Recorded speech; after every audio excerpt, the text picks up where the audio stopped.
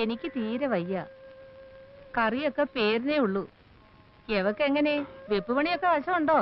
കൊഞ്ചം കൊഞ്ചം അരിയും. ഇനി എല്ലാം അമ്മ കയ്യിലെത്താൻ. എന്നാലും അടുക്കളയിൽ കയറണ്ട, പുറം പണി എടുത്താ മതി. അത്യാവശ്യം അകത്തെ പണിക്ക് എന്നെ സഹായിച്ചാ മതി. ഞാൻ പറയുന്ന മനസ്സിലാവണുണ്ടോ? ശുദ്ധവും വൃത്തിയൊക്കെ ഉള്ള ആളല്ലേ? മാസത്തിൽ 7 ദിവസം പുറത്തു തന്നെ കിടക്കണം. അതിവിടെ നിർബന്ധ. പരിഷ്കാരം ഒന്നും വേണ്ട. എന്റെ ഭഗവാനെ.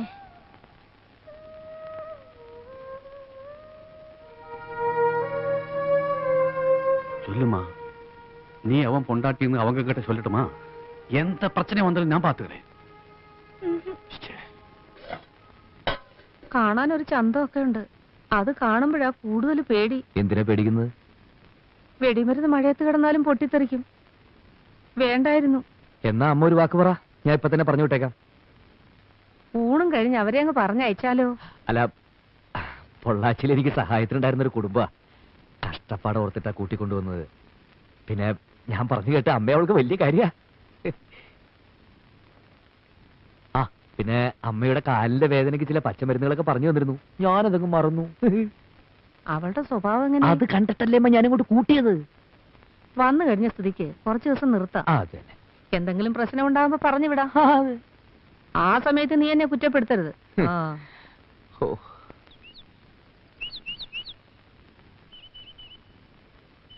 നായരെ,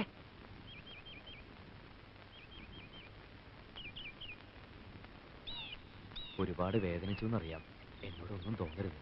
ഏയ്, ഒരു വിഷമമില്ല കുട്ടി. ഒരു കോമാളി വേഷം ജീവിതത്തിൽ ആർക്കും ഒരിക്കലാവാം. ഞാനും ഒന്ന് കെട്ടി, അത്രേ ഉള്ളൂ. പക്ഷേ വലിയൊരു തീക്കൊണ്ടത്തില് നീ ഒരു പാവം പെണ്ണിനെ അവിടെ നിർത്തിയിട്ടുണ്ട്. ഞാൻ എന്താ അനുഭവിച്ചു, അവളല്ലേ അനുഭവിക്കാൻ പോണത്.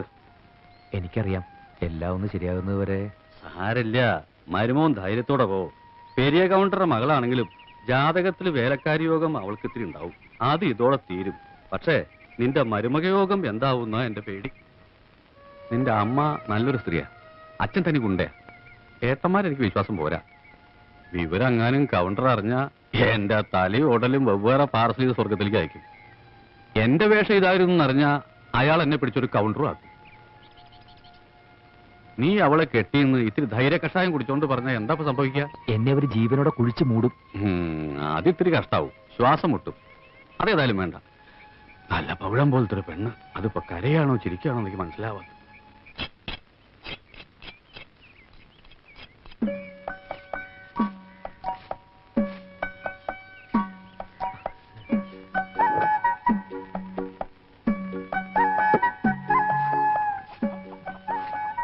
മുറ്റമടിക്കുന്നതിൽ ഒരു തമിഴ് സ്റ്റൈലുണ്ട്.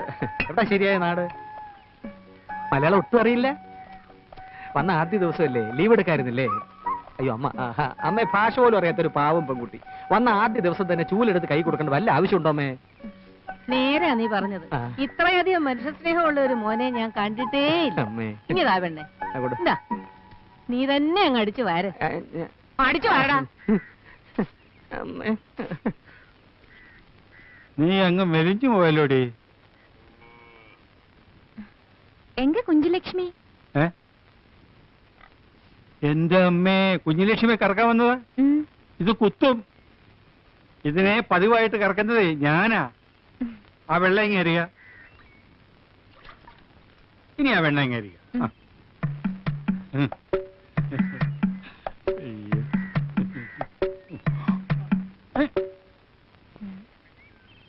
ഈ കുഞ്ഞുലക്ഷ്മി ഇത്തിരി കുഴപ്പക്കാരിയാ. ഭാഷ മാറി കറന്നാൽ അവൾക്ക് ഇഷ്ടപ്പെട്ടെന്ന് വരില്ല. ആ അവിടെ നിൽക്കേ. ഞാൻ ഇവിടുത്തെ കാര്യസ്ഥ, നിങ്ങൾ ഇവിടുത്തെ കാര്യസ്ഥ. നമ്മൾ ഒരുമിച്ചൊരു പശുവിനെ കറന്നെന്ന് വിചാരിച്ച് ആരും ഒന്നും പറയാൻ പോകുന്നില്ല, ഒന്നും സംഭവിക്കാൻ പോകുന്നില്ല. ഇതാ കറന്നോടെ.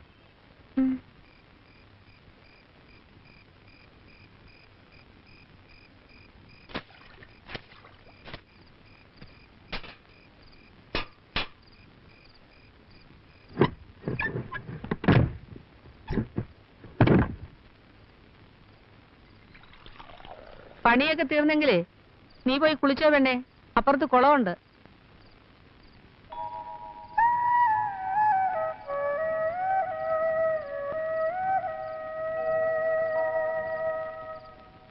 നല്ല നിലാവുണ്ട്. പേടിക്കാതെ കുളത്തിലേക്ക് ചെന്നോളൂ. സ്ത്രീകൾ കുളിക്കുന്ന കുള, അധികം ആഴമില്ല. നീന്താൻ അറിയോ? നീന്താൻ.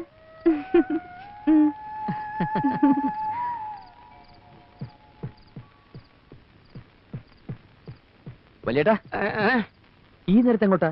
ഒന്ന് കുളിക്കാൻ. വല്ലാത്ത വിയർപ്പ്. ചെല്ലേ, നല്ല നിലാവുണ്ട്. ഇപ്പൊ നീന്താൻ നല്ല സുഖ. നിലാവ് നീന്തല് തമ്മിൽ എന്താണ് കഴുതേ ബന്ധം? അല്ല, എവിടെയെങ്കിലും ഇത്തിരി നിലാവ് കാണുമ്പോഴാണല്ലോ എല്ലാവർക്കും നീന്താൻ തോന്നുന്നത്.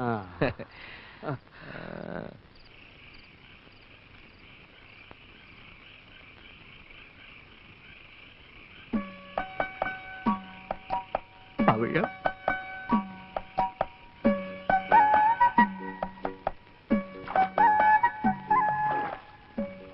പവിഴം, പേടി തോന്നുന്നുണ്ടോ പവിഴം? പേടിയില്ലല്ലോ ചേട്ടാ. അമ്മാവനോ? അല്ല, അമ്മാവി. വീണ് കിട്ടിയ ഇത്തിരി സമയല്ലേ, അവരവിടെ നന്നായിട്ട് കുളിക്കട്ടെ. നമുക്കിവിടെ ഇത്തിരി നേരം ജീവിക്കാം.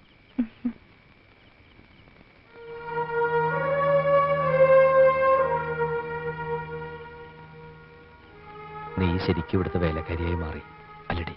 இல்லைங்க, எனக்கு எந்த கஷ்டமும் இல்லை. உங்க அம்மா ரொம்ப நல்லவங்க. என்னால் இந்த குடும்பத்துக்கு எந்த பிரச்சனையும் வராது. கொஞ்ச நாளைக்கு இப்படின்னு தானே சொன்னீங்க, அதுக்கப்புறம் எல்லாம் சரியாயிரும்ல? ശരിയാവും, ശരിയാക്കണം. விடுங்க, சாந்தி முகூர்த்தத்துக்கு முன்னால இதெல்லாம் வேண்டாங்க. അതവിടെ, ഇവിടെ എല്ലാം സ്നേഹമാ. സ്നേഹിക്കാൻ ഒരു മുഹൂർത്തം വേണം. താലി.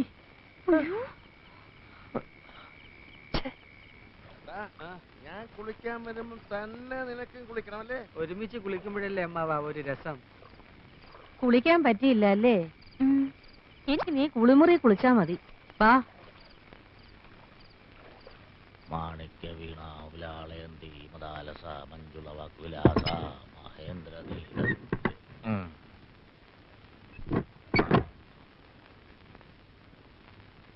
മച്ചമ്പിയും പിള്ളേരും ഉറങ്ങിയോടി? ആ, മൂത്ത മോനും മച്ചമ്പി ഇപ്പോഴും കുളത്തിലുണ്ട്. എന്താ, നിങ്ങൾക്കൂടെ പോണോന്നുണ്ടോ? അവളുടെ പേരെന്തോന്നാ പറഞ്ഞേ? ആരുടെ? ആ തമിഴത്തി പെണ്ണിന്റെ. പവിഴം. നിന്റെ പേരെന്തോന്നാ പറഞ്ഞേ? എന്റെ പേര് ഇതുവരെ ആയിട്ടും കേട്ടിട്ടില്ലേ? അല്ല, എന്നാലും പറ, നിന്റെ പേരെന്തുവാടി? ബാനു. ഭാനുമതി. അങ്ങനെ നോക്കുമ്പം പവിഴോ എന്ന് പറയുന്നത് അല്പം വില പിടിച്ച പേരല്ലേ? അതെ, ആ കുട്ടിയുടെ ഇച്ചിരി വില പിടിച്ച പേരാ. എന്റെ പേരിന് ഇത്തിരി വില കുറവാ. നാളെ തന്നെ അവളെ ഇവിടുന്ന് പറഞ്ഞു വിടണോ? വയസ്സുകാലത്ത് ഓരോരോ ഇളക്കങ്ങള്.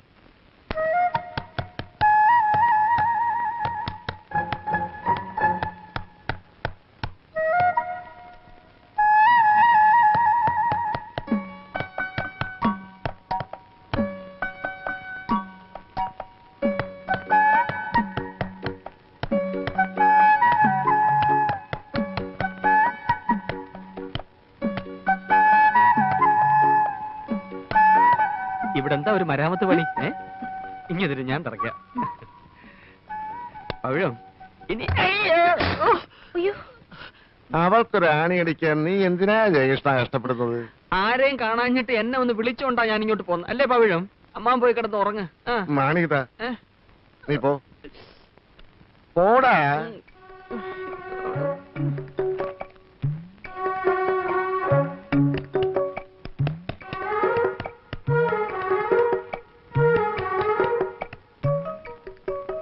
കുട്ടിക്ക് ഇപ്പോ എന്താ ഇവിടെ തൂക്കേണ്ടത്? വേണേ ഞാനൊരു പടം തരാം. ഇതാരാ, മുത്തച്ഛനാ? കടവുൾ എപ്പോഴാ ഈ വേഷത്തിൽ ഇറങ്ങിയത്?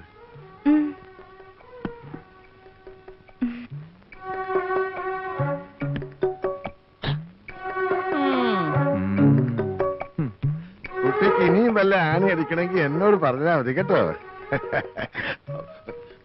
പെങ്ങളെന്താ ഇവിടെ? ആങ്ങളെന്താ ഇവിടെ? അത് ഞാൻ ആണിയുടെ അകത്തുനിന്ന് തുറക്കാവുന്ന വാതിലുകളായല്ല. ആ സമയത്ത് ആണുങ്ങളെ ഇതിനകത്ത് കണ്ടാൽ അത് നീ തുറന്നു കൊടുത്തിട്ടാണെന്നേ ഞാൻ പറയൂ. 5-6 ആണുങ്ങളുള്ള വീടാ. പേരുദോഷം കേൾപ്പിക്കരുത്. ഭാഷ തമിഴായാലും ശരി, തെലുങ്കായാലും ശരി, കാര്യം മനസ്സിലാക്കാൻ ഒരു പെണ്ണിന് ഭാഷയൊന്നും ആവശ്യമില്ല. ഞാൻ പറയുന്നത് മനസ്സിലാക്കിക്കണം. എന്താടാ?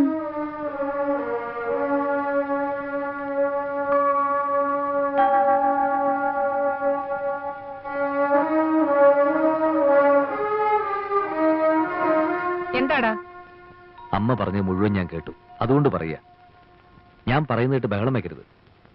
പൊള്ളാച്ചിയിൽ അവരുടെ കാര്യങ്ങൾ അറിയാവുന്നതുകൊണ്ടും നമ്മുടെ അന്തസ്സോർത്തോണ്ടും പറയുക, അവളോട് ആ തളത്തി കിടക്കാൻ പറഞ്ഞ ശരിയായില്ല. അവിടെ എന്ത് സുരക്ഷിതത്വം അമ്മയുള്ളത്? പുറത്തുനിന്ന് ഒരുത്തൻ ജനലിൽ കൂടെ കൈയിട്ട അവളൊന്ന് നിലവിളിച്ച നമ്മൾ ആരെങ്കിലും കേൾക്കോ? അവളകത്ത് കിടത്ത്.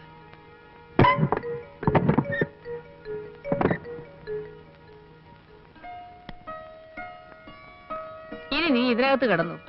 ആ, കുട്ടിയുടെ മുത്തച്ഛന്റെ പടമേ ഇതിനകത്ത് തൂക്കിക്കോളൂ.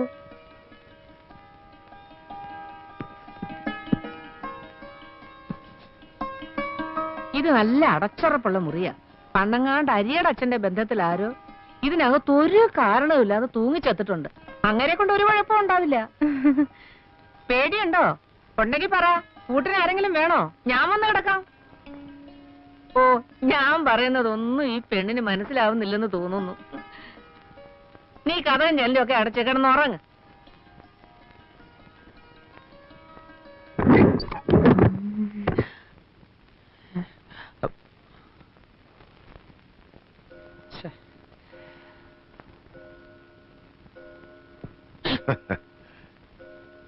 നീ അവക്കൊരു താമസം ശരിയാക്കി കൊടുത്തു അല്ലേ?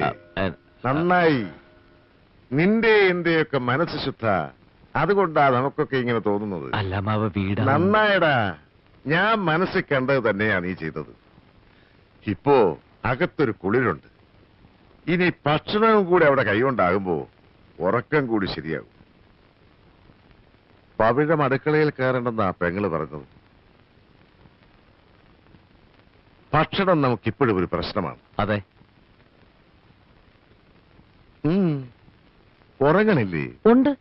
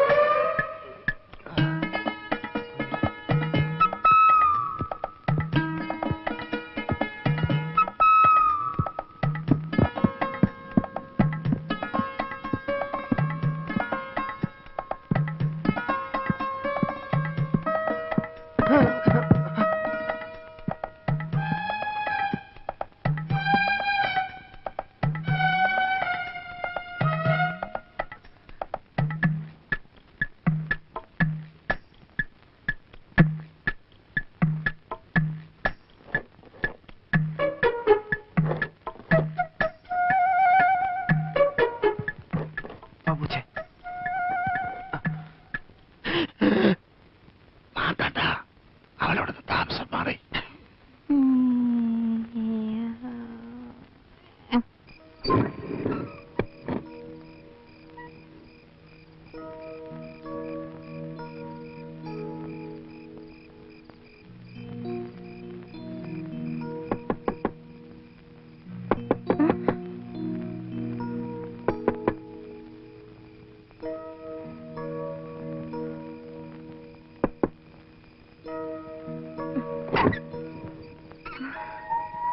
സംസാരിച്ചേക്കാൻ നേരമില്ല.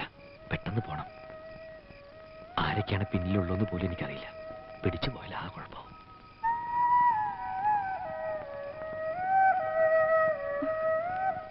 സൗഖ്യമാ? എന്തു വന്നാലും ഉറങ്ങുന്നതിന് മുമ്പ് നിന്നെ വന്നൊന്ന് കാണണം എന്നുള്ള വാശിയിലായിരുന്നു. അത് സാധിച്ചല്ലോ. കിടന്നോളൂ. ഞാനങ്ങ് ഗൾഫിലാണെന്ന് വിചാരിച്ചാൽ മതി. സമയം കിട്ടുമ്പോൾ ഇതിനൊക്കെ ഒന്ന് കാണാം.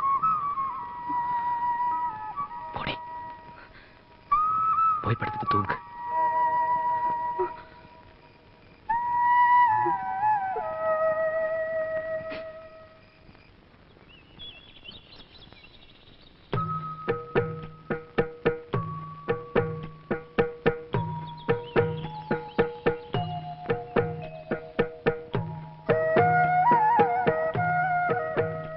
ഇവിടെ ഓണത്തിന് മുറ്റത്ത് പൂവിടുന്ന പതിവുണ്ട്. നീ എന്ത് മന്ത്രവാദമായി കാണിക്കുന്നേ? ഇതല്ലേ മച്ചമ്പി കോലം? വരച്ചു വരച്ചതിപ്പോ ഒരു കോലത്തിലായത് ലക്ഷണമുണ്ട്. അവള് വരയ്ക്കുന്നതേ നമുക്ക് തിന്നാനുള്ള പുട്ടിന്റെ പൊടിയെടുത്താ. തലയ്ക്ക് അസുഖം വല്ല ആണെങ്കിലേ എല്ലാത്തിനും പൊക്കിയെടുത്ത് ഞാൻ പുറത്തെറിയും. മനുഷ്യർ തിന്നാനുള്ള സാധനം എടുത്താണ് അവിടെ മുറ്റത്ത് വരച്ചു കളിക്കുന്നത്. കേറി പൊടിയകത്ത്.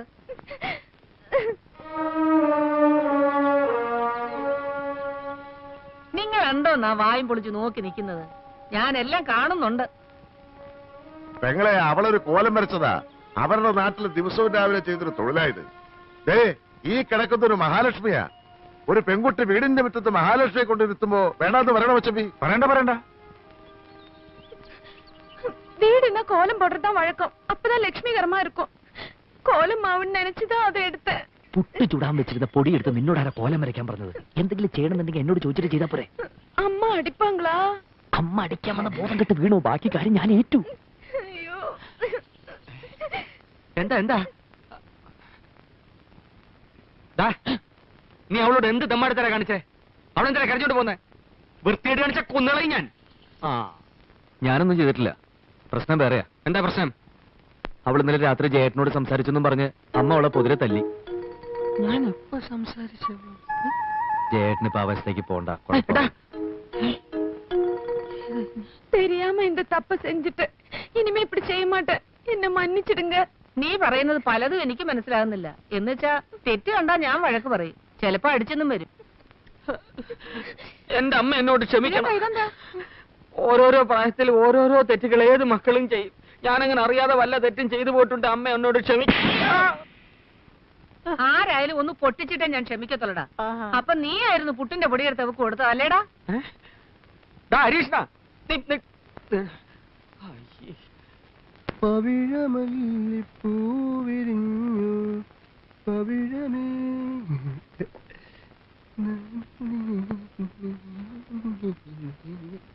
ഹായ്, ഇന്ന് നല്ല സ്റ്റൈലിലാണല്ലോ. എന്താണെന്നറിയില്ല, ഇപ്പോ എല്ലാവരുടെയും മുഖത്ത് നല്ല തെളിച്ചമുണ്ട്. പാലെങ്ങനെയുണ്ട്?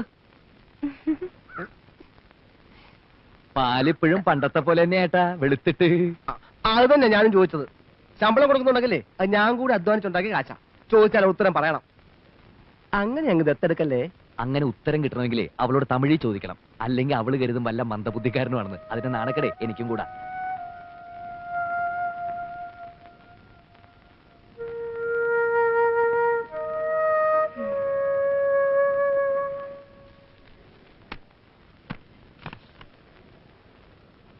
ഞാനാടോ കുട്ടൻ നായർ.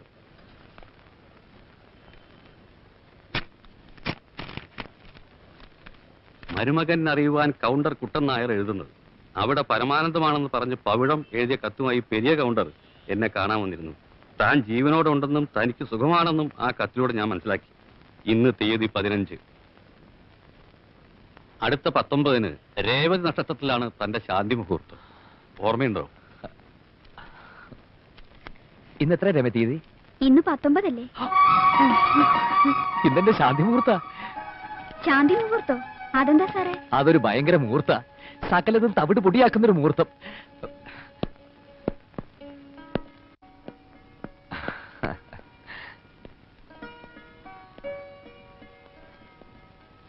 പൗഴ എവിടെ അമ്മേ?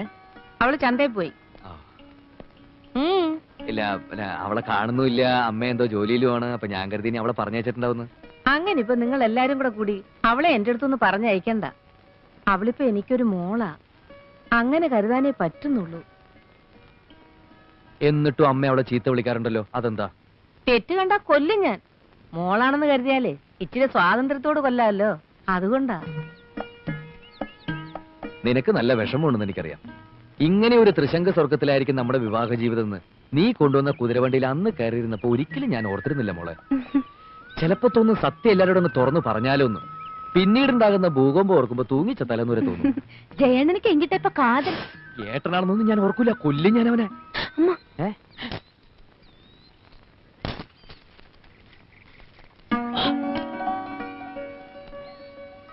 ഇന്ന് രാത്രി നീ ഇറങ്ങി വരണം.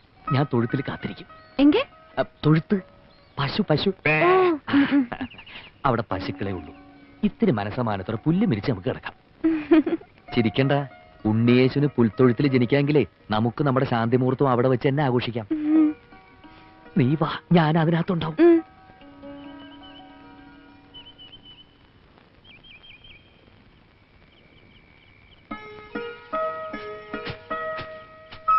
കുഞ്ഞുലക്ഷ്മി, ഞങ്ങൾക്ക് കിടക്കാൻ ഇത്തിരി സ്ഥലം എടുത്തിട്ടുണ്ട്. അമ്മയും മോനും കൂടി അത് ചാണകിട്ട് നാറ്റിക്കരുത്. അവളെന്താ വരാത്തത്? ജയേട്ടന്റെ മുറിയിൽ ലൈറ്റ് ഉണ്ടല്ലോ ഈശ്വര. വരും. അണ്ണൻ, അക്ക, ചക്ക, തങ്കച്ചി, நான் உன்னை விடமாட்டேன், நீ என் புன்னகை மன்னன், വേലക്കാരിയായിരുന്നാലും നീ എൻ മോഹവല്ലി, വേലക്കാരിയായിരുന്നാലും നീ എൻ മോഹവല്ലി, വേലക്കാരിയായിരുന്നാലും നീ മോഹവല്ലി, വേലക്കാരിയായിരുന്നാലും നീ മോഹവല്ലി.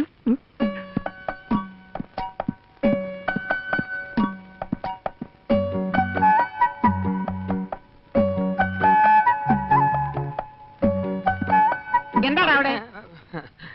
ജോലി കഴിഞ്ഞെങ്കിൽ പവിഴത്തോട് ചോദിച്ചിത്തിരി തമിഴ് പഠിക്കാമെന്ന് കരുതി. ഒരു സന്ദർഭം കിട്ടുമ്പോ വെറുതെ കളയണോ? ഓടാ, സന്ദർഭം കിട്ടിയപ്പോ നേരാൻ വേണ്ടി എഴുതാനും വായിക്കാനും പഠിക്കാത്ത നീയാ ഇപ്പൊ തമിഴ് പഠിക്കുന്നത്. പോടാ പൈത്യക്കാരാ, പോയി തൂങ്ങടാ, ഇല്ലെങ്കി കൊന്നിടുവേ. ആ നീ കഥ കടച്ച് തൂങ്ങ്.